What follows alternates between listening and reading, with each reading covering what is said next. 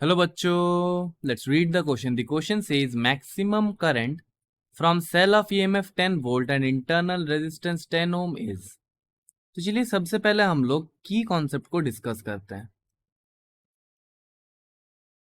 अब की कॉन्सेप्ट हम लोग क्या देखेंगे, will see about ohm's law.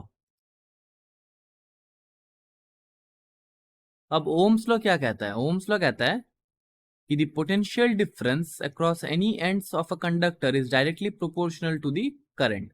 और ये कांस्टेंट अगर हम लोग हटा देते हैं, ये प्रोपोर्शनलिटी को हटाएंगे तो एक कांस्टेंट आएगा, so that will be v is equal to I R, जहां पे r हो जाता है हमारा रेजिस्टेंस. यहां से हम लोग क्या बोल सकते हैं? यहां से हम लोग बोल सकते हैं कि I जो है हमारा that is v by R. अब देखिए क्वेश्चन से कहा क्या जा रही है, maximum current from a cell of EMF 10 volt and internal resistance 10 ohm is. देखिए सेल, एक सेल बनाते हैं हम लोग यहाँ पे. तो ये हम लोग एक सेल बना दिए. इसका ईएमएफ बोला जा रहा है 10 वोल्ट और इसका इंटरनल रेजिस्टेंस हमसे बोला जा रहा है small r is equal to 10 Om.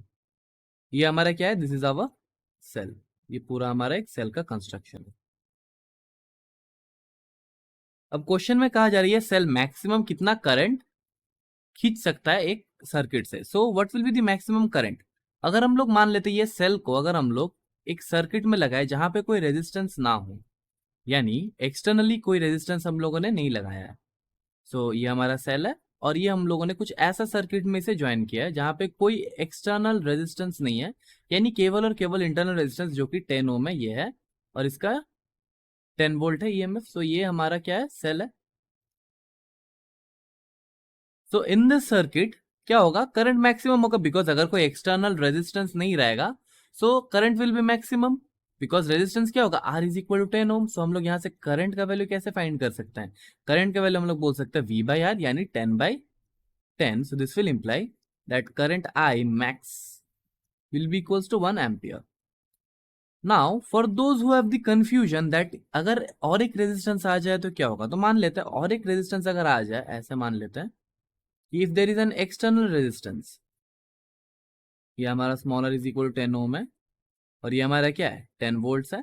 And if there is some external resistance r, so यहाँ से जो करंट फ्लो होगा इसे हम लोग कैपिटल आई बोल देते हैं. सो ये क्या स्मॉल आई से कम होगा, यानी आई मैक्स से कम होगा. ये एक बार हम लोग देख लेंगे. कैसे देखेंगे? तो देखिए ये जो कैपिटल आई होगा that will be equals to 10 by small r which is 10 and plus capital R, because both are connected in series. So ये देखिए ये जो भी क्वांटिटी होगा that will be less than 1.